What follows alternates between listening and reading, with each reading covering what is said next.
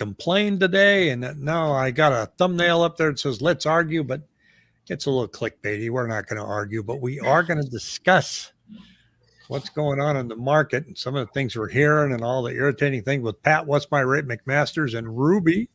Yeah, and hi, everybody. We're kind of waiting for Jessica's camera to turn on so we can add her to the mix. She must be having some technical problems. I can see her down below there. And I put a YouTube short out on Prescott Campground, only I just called it Prescott. And I did that so that when I put in the closed captions, it would spell it correctly. I am getting beat up. It's got 14,000 views, and everybody's like, it's Prescott. It's not Prescott. It's like, if you read the comments, you can see that 30 people have already told me that. So they're wanting to argue. Yeah, I know. I can't win. So look, here's what I kind of wanted to cover. So, Pat, I'm going to pose you this question here. The central bank, do you think they're going to pull off a soft landing, or are we going to have a major recession, or where do you think we're headed? Because they're starting to cut rates. The doom and gloomers are saying crash is coming. Yeah, I mean, first of all, I mean, my opinion, a quarter will get you a cup of coffee. So I mean, let's just call it like it is, a spade. But we obviously watch the markets. The Feds the last couple of years, honestly, they've been. I think they're doing it seemed like they've been doing a fairly good job the last couple of months, keeping things kind of status quo. I mean, you look back the last couple of years, they've been behind the curve. Obviously, starting out with inflation was transitory back 2.5 years ago. Yeah. But everybody's talking about a soft landing. What's a soft landing? Nobody's going to ring like you and I always talk about. Nobody's going to ring a bell at the top or the bottom. Nobody's going to ring a bell and say, "Hey, we hit the soft landing." It's kind of a very ambiguous term if you think about it. I mean, what is this? People are going to be losing jobs. I mean, obviously the layoffs have been moving forward. I don't know. I mean, it's the numbers are coming out with the jobs data. It's been a mixed bag of jobs data, but what everybody's terminology of a soft landing is going to be different. So I mean, I pulled up the money supply chart here, M2. Mm-hmm. And if you just look at its natural trend, right, you go right here, and you can see that this was the spike in 2020 where they flooded the market with dollars, and then our money supply just skyrocketed. And it's coming down, but there's still a gap here back to where we would normally be. So that's something that they're trying to attempt, is to extract more money from the economy to tamp down inflation. Seems to be working. But remains to be seen if the Treasury, stops spending again, like, at least they've stopped spending now, but who knows what's going to happen. And, but Ruby, out there on the market, I'm looking at active listings, and I'm hearing people saying we got a lot of listings. Even I had an agent this weekend that sent me a text. She was asking me questions about the house I showed, and she goes, listings are increasing. And I'm going, well, not really. Is there a feeling out there that we're getting more and more listings?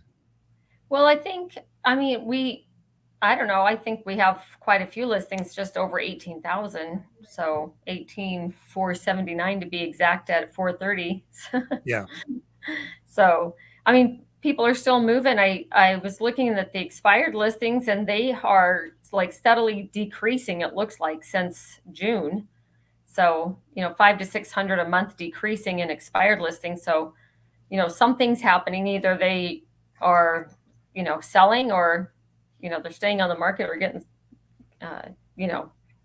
Yeah, that's what I'm seeing too. I'm seeing that expireds at the first of the month always show up like 7 to 750. Mm-hmm. And this month it's 651.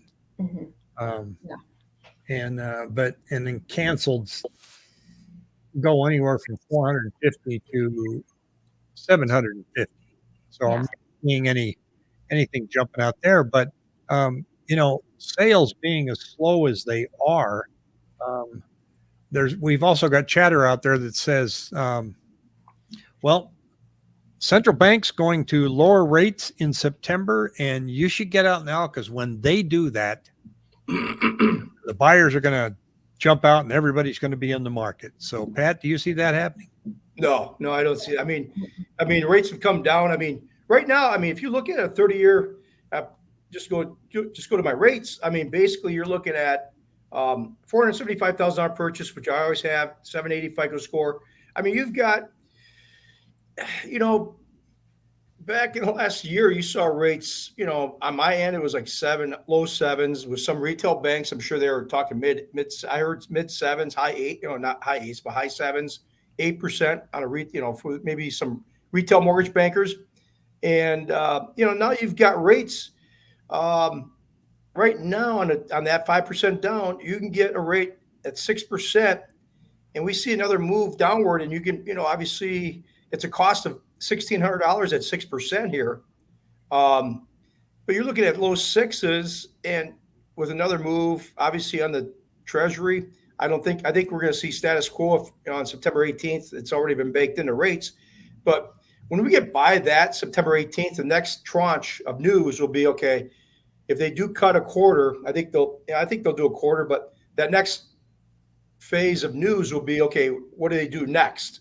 That'll be the next leg down. If we see another leg down, we'll be in the high fives. And I just don't see the clamoring of people going out there based on where the rates are. I think some of that, I agree with you, Pat. I think some of it is based off of, the people are out there, we have the election coming, and they're not sure what's going to happen with that. And usually I don't really feel like it actually does affect us. Hi, Jessica. But this time it seems like it is affecting people with that lawsuit. A lot of people are confused. They don't really understand, what does it actually mean? So I think, Jackie and I were talking earlier today that we really just need to get out there in front of people and educate them on what it actually meant to them as well as us, and how it affects everybody. Yeah. Welcome, Jessica. No. It's I have a problem. Sorry. Yeah, well, we all have, we live by the tech and we die by the tech. You're right. All of a sudden it's disappeared. I'm looking here, and here's listings under contract. I mean, that's pretty. It's always low in January, but we're pretty low here when you compare all the other years. But yet prices aren't going down. They're sold prices. Listing prices are coming down, which is just expectations. But how come sales prices are not declining like one would think they would when our sales are as low as they are? You want to take that one, Jessica? I think a lot of it has to do with demand. There's still plenty of housing demand, especially here in the Valley with the growth that we have. So if you've got consumers that there's no need to have price, reductions. And a lot of it has to do with the fact that the homes that are going under contract are the ones that are priced right, and they're not doing a lot of price reductions. They're coming on market priced right.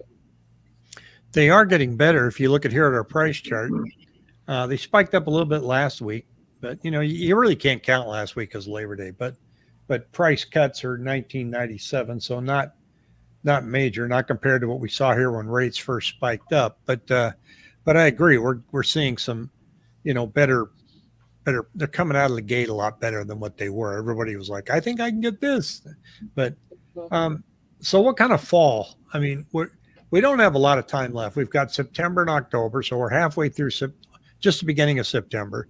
So what do you think October is going to look like? You think our sales are going to be much better than what it currently is right now, or same old, same old?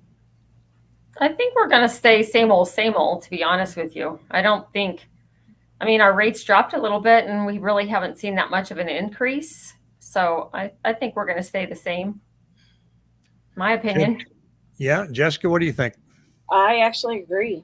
100%. I think it's going to just be Pat's word, ho hum, through the rest of the year. It's going to be normal market. But I think we better get ready for something in January and February again, especially if rates stay low. So all of a sudden, consumer or the media is going to stop talking over all the politics here in the next few months, and it'll be business as usual come January.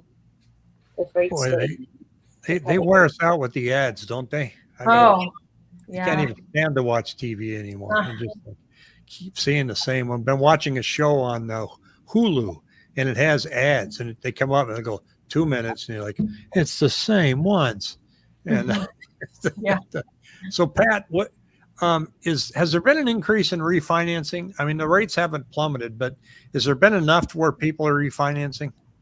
Yeah, I mean, it's sprinkled in here and there. I haven't been as I said last week, my theory is, I mean, I don't want to be the first, horse out of the gate with refinancing, because I think I'm looking at the trend, and I want to let the trend ride out a bit. I mean, there's certainly business in the mortgage business has been picking up a little bit, but I think I personally want to, like I said, from my standpoint, if I want to call, I try to recommend advice I'm going to give my mom and dad. And if they were looking to refinance, I'd tell them to wait maybe another, month or two. Let the jobs, because everything has shifted from the inflation numbers. The last couple of years, our emphasis has been on the CPI, inflation numbers. Now all of a sudden it's shifted from inflation numbers to the jobs report, because obviously that's what the Feds have kind of made their, like, we're going to see what jobs are doing. But I want to see the trend kind of work its way through a little bit. I mean, right now you can get low sixes. There's a lender out there that is giving a 75 basis point special that you can get into the mid to high fives on a refinance, if you got a certain scenario. I want to let the trend ride a little bit before I call people. I just think I'm doing people a disservice if I refi them at, say, low, 6 1/4, 6 3/8, and I think rates, next month or two get in the high fives. People just don't want to be stuck refinancing like, oh, they went down another half a point, especially on FHA or VA, because a lot of, I'm hearing, chatter from the mortgage broker, streamlines VA, IRRRLs and FHA streamlines. But people have to realize, if you do an FHA streamline, like say today, let's just say 6, and they have to cover the costs. There's certain stipulations. If you do that, you can't refi for another 210 days.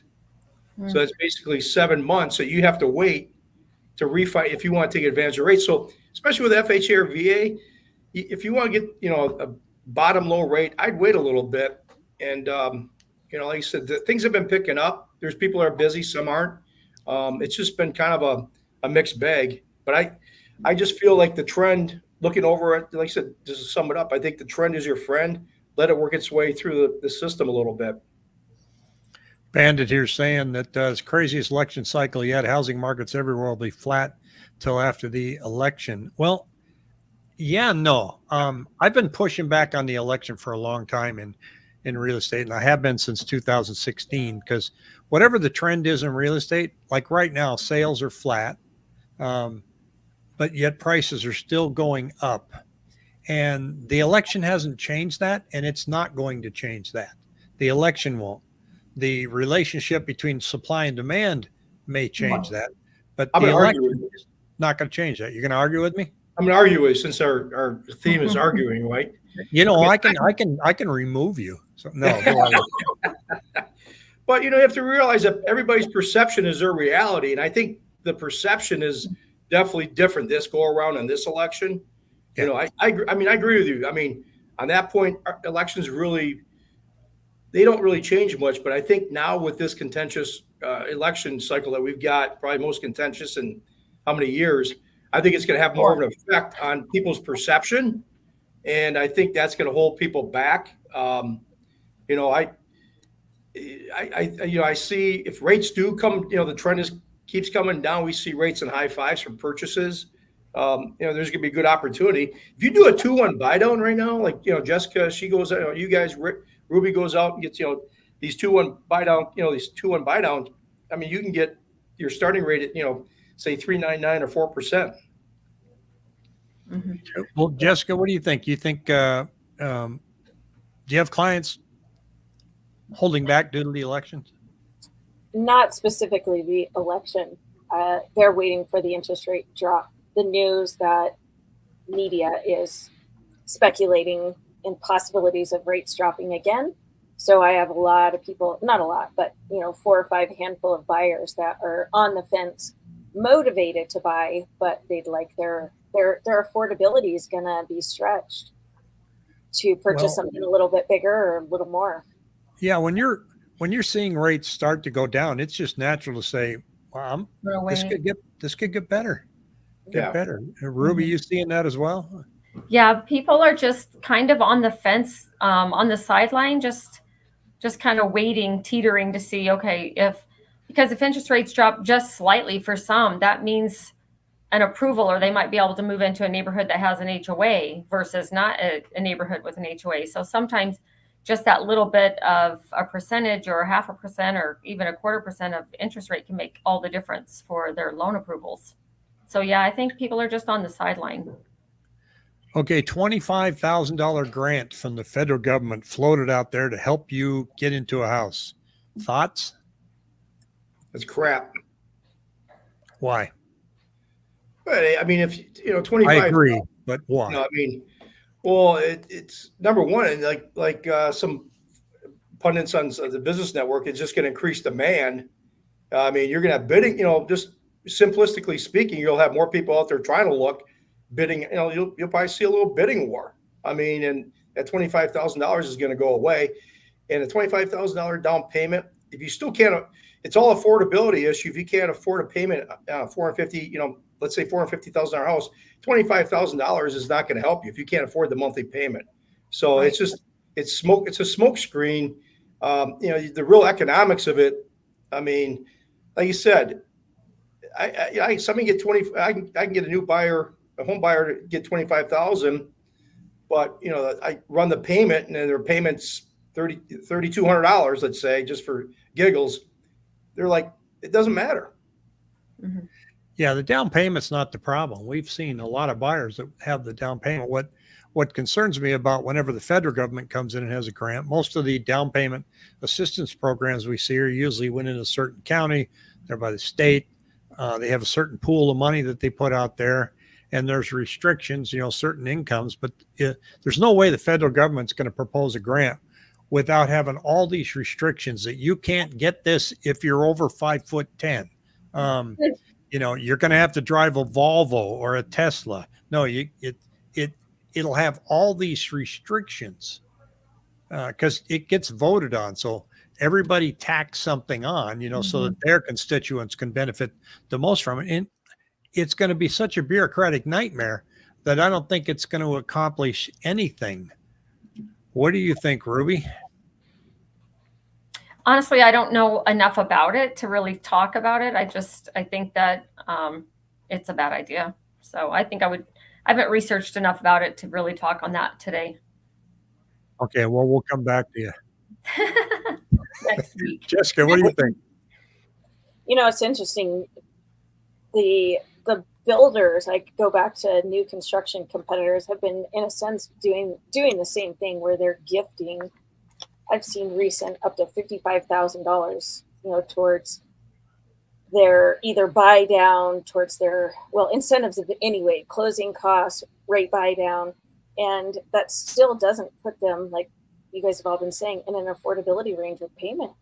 So you can throw extra money out there. It's speaking of which, I just had somebody renew their lease because we tried everything, paying off student loans, shifting this, moving that, paying off credit card debt. And they were pretty frustrated after even paying off a bunch of debt that we still couldn't, even using all of, the money that's been thrown out there to get them into a payment that really qualified once they spend all their resources getting their credit in a good position. So I think there potentially could be a lot of that out there right now. So I don't know that it's going to benefit. It's going to benefit a handful, of course, but I'd like to see them just leave it alone. I agree. It's, they're saying that they're going to put a program. Well, there's one candidate saying they're going to put a program together to add more housing by lowering regulations and putting incentives and everything out. And I mean, they spent $5 billion on electric charging stations, and they built 8.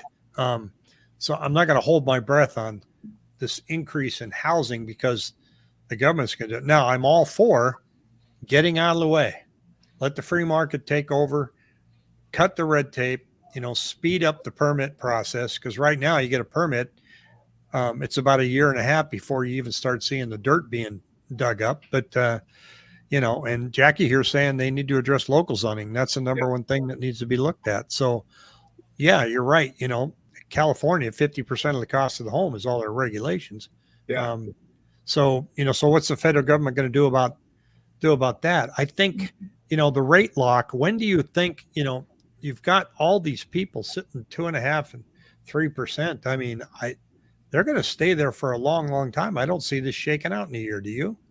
No, it's going to be a while before it cycles out. It'll cycle out with some people that obviously get divorced or, somebody dies, they got to move, that'll start cycling out those lower rates possibly. But, if we get rates in the, I always thought, I said about 1 year ago, I said, if you can get rates in the low to mid 5s, I mean, it might shake some people out. I mean, at 7.5, you're not going to shake anybody out, but you might, shake some people at 5 because they got equity. If they bought a house for 300, they're sitting on equity.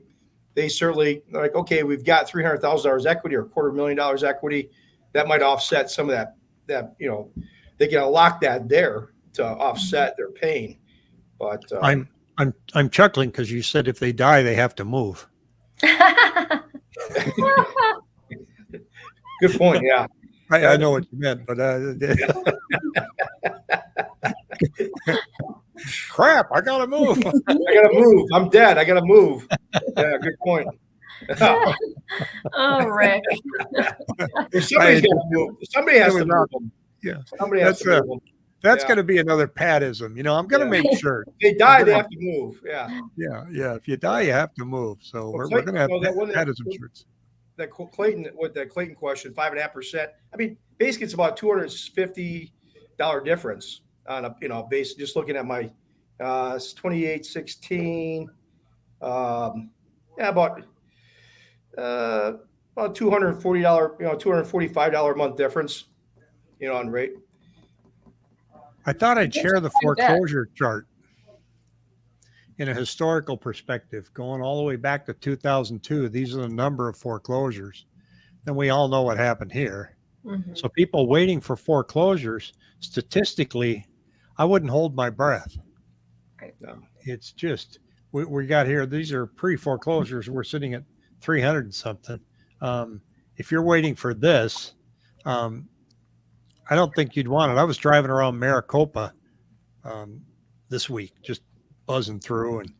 And I remember going down there in the middle of the financial crisis in about 2010, 11 down there, and the decay that I saw, the houses that weren't painted, the air conditionings were torn out, and the lawns had weeds that were taller than my car. And so if you're hoping for those kind of foreclosures, then that's what your neighborhood's going to look like. So we don't want that. I get it that we want an adjustment, and I hope somehow that we can gradually get there, but I don't see any wild swings coming anytime soon, either in the mortgage market or the real estate market. Now, maybe the stock market, if we get, some wild swings in the stock market to go the other way, start coming down, then the luxury housing market will take a hit. Yeah. And even foreign investment. So right now we've got, I think it's saying that looking more closely at the luxury market in Arizona, 18% of foreign buyers purchased properties worth more than $1 million during this time period in 2023. More than 2/3 of Canadians and Chinese buyers made an all cash purchase, compared with 44% Mexican and 42% Colombian buyers. So there's still a lot of foreign buying that's going on in Arizona. But if our stock market takes a huge hit, it tends to hurt Canada as well. So that certainly affects Paradise Valley and Scottsdale. So if you were to look out November, December are going to be slower than anything, right? Just because of the holidays. I mean, I don't. They usually are. You really have to hustle that time of the year in order to be, really be working your pipeline, reaching out to your people and staying in front of them. Historically, it's always been a good time. I mean, I think it's going to be historically even a better time this year with the lockdown on the election. The people being kind of paralyzed there. But I think it's going to be. I always said though, I think the ladies would agree. The holidays are always, if you're looking to buy, it's always a good time because you don't have a lot of people out there looking. Mm-hmm. It is, and sellers that are listing in December, they have to sell. It's usually a corporate transfer. They got to move, or they died and they have to move. Unfortunately, a lot of people die during the holidays. So you got, but I listed a house in Fountain Hills. It was my house, and I listed it Christmas Eve, and I was under contract New Year's Eve, and they were from Northern Cal, so they came down and they kind of decided to look for a house while they were also down visiting family, and so the numbers are much lower. But I encourage people, don't take your homes off the market during the holidays. Nobody's going to come book an appointment to see your house on Christmas Day or Christmas Eve. They're just not. But they will New Year's Eve. I can tell you that. But I think, I would encourage people, if you are facing an end of the year where you think you got to move, take advantage of not having as much competition. John here says it's going to be slow. November will be slow. Well, the election is November 5th, so we'll be getting over that.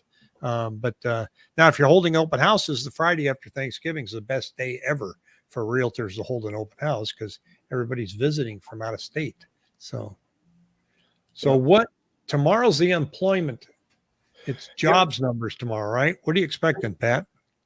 Well, obviously the ADP national report came in August. 99,000 were added in the month. They're below the expectations, I guess, of 145,000.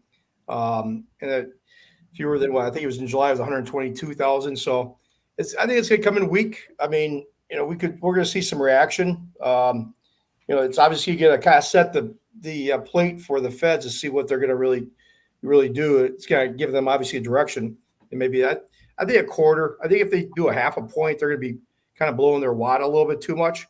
I think a quarter would be more prudent. That's just my take. But I think if they do a quarter, mortgage rates will go up. We're going to see some action on the bond market, obviously. I think if they only come down a quarter, I think the rates are going to go up, don't you? Yeah, well, because it's been baked in already. It's been baked in the last 3 to 5 weeks. So, typically not 9 out of 10, 8 out of 10 times it seems like rates go up after the news is released, because it's already been there. So, but I think once we get by September 18th, that's going to set the next stage for the next round of talks as far as rate cuts. And that's where you're going to see maybe another leg down, maybe on rates. Because, there are a lot of layoffs behind the scenes. Like you got Intel, it just seemed like there's cracking everywhere. Speaking of Intel, they announced that they're going to lay off 15% of their workforce, but I haven't heard anything about Arizona. Have you guys? No. I mean, they've still got a $30 billion expansion going on at the Ocotillo campus. So I haven't heard anything about them laying off anybody in Arizona. And they're pretty big place. Maybe they're going to concentrate on Beaverton, Oregon, but they're, it may not affect us. Although there's also rumors out there that they're going to restructure and kind of get rid of some of their other companies that they bought, and they may even be delisted off the Dow Jones. Yeah. It's $20 a share now. Their share price went down by something like 60% over the course of the year. Yeah. So that can hurt. Yeah. So I was amazed. Just real quickly note, I was going through an MLS, just the monsoon, looking at people's financing and stuff like that. It's amazing how many people have paid cash the last several years, or put down a large down payment on their house. I mean, that wasn't prevalent back in 05, 06, 07. I mean, I was amazed. People, buying a $650,000 home, they pay cash. I was just stunned at the number. I'm just scrolling through some of these listings, and people $800,000 cash, no mortgage, just paid it cash. Yeah. I mean, there's a lot. I can't remember the number. I think the percentage was, correct me if I'm wrong, it was like around 30%. People don't really have a mortgage. So, and the other ones, the other percentage have low rates. So people are pretty insulated from having to do something really dramatic.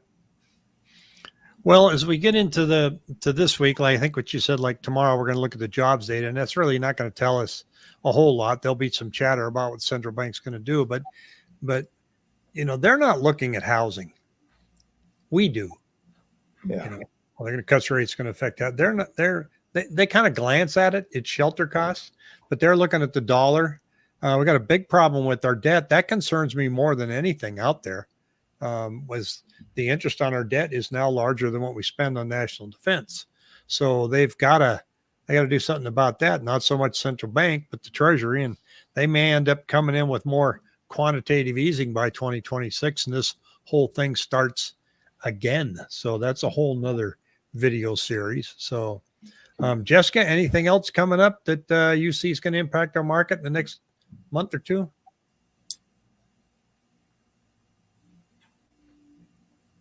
Cooler weather. Yes, cooler weather here in Arizona.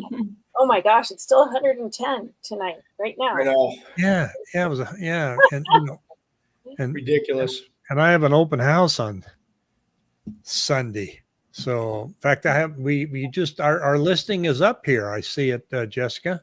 Yeah. So I'm doing an open house there Saturday from 10 to 1, and this is a nice 2-bedroom home. And if you're into entertaining, it's got a great kitchen. You can see that area. That's got a beautiful pool outside. So what's it listed for? It's listed for $530, and it's certainly for entertainment purposes. But anyway, there's the address, 9611 East Foster Avenue. Stop by and say hello, because we normally don't get a lot of open house traffic when it's hot. So we got Bandit here said Intel got lazy. Yeah, Intel definitely got lazy. They're behind the curve. That's for sure. Kind of sat on their hands. So I hope to see everybody there tomorrow. Now on our website, we pushed this a little bit last week, and we did get a couple of responses, but we can send you a real detailed home value report. You're not going to get it right away like Zillow or any of the other sites. Pat goes in for us and pulls a really detailed report, and we email it to you in a PDF form. So you just need your name, email. Please put in the address and the city. City is very important when you fill this form out. Otherwise, we can't do anything with it. And it comes directly to me, and we get that report out to you. And John says, I like 23093 North 91st Drive.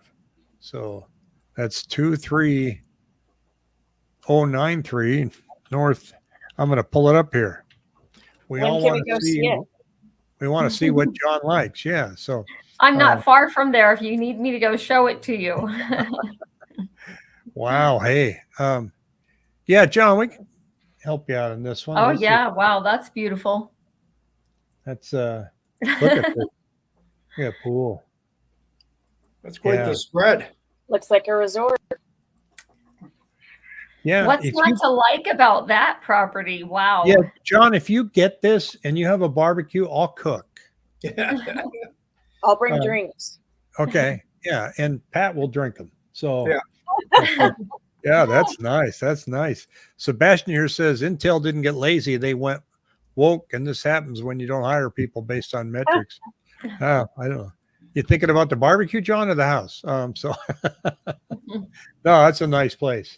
And that's a nice area too. So, it's real popular up there because people like to live up in that part of the city. So they're closer to Sedona and Flagstaff. But yeah, that's a nice place. So, if you get it, you let us know when the housewarming party is, and we'll come up and trash it for you. Baby boomers have cash for a larger percentage of the population right now. Baby boomers do have cash. Banditers, 110 degrees in Phoenix tonight, 89. Oh, you're in Coeur d'Alene? Wow. Holy Nice. cow, I got a good friend up there. So, Love that area. yeah, Bandit, it's still too hot. I think I hit 112 where I'm at, and I'm sick of it. So, and we're all invited to John's. All right. All right. Okay. You guys just let us know what your drink of choice is, and we'll go up there. And I think we'll do some swimming. So that's going to be fun. So anyway, Cannonball. look, what's that? I said cannonballs. Cannonballs. That's right. Yeah. Yeah. I'll wear my orange tank top and Speedo like I always do. No. And I'll bring bologna roll-ups and cheese whiz on a stick. I mean, that's I know how to show up for parties. So All right, let's stick to real estate and interest rates. Come on. yeah, okay. Well, I think we're oh John says, never mind. Yeah. John, I'm scared. you've I'm got, uninvited. you've got their emails. You can privately invite them and leave me out of it. So I get it.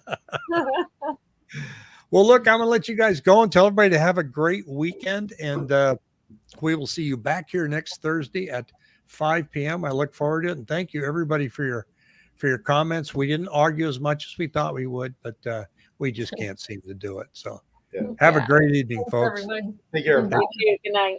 Bye.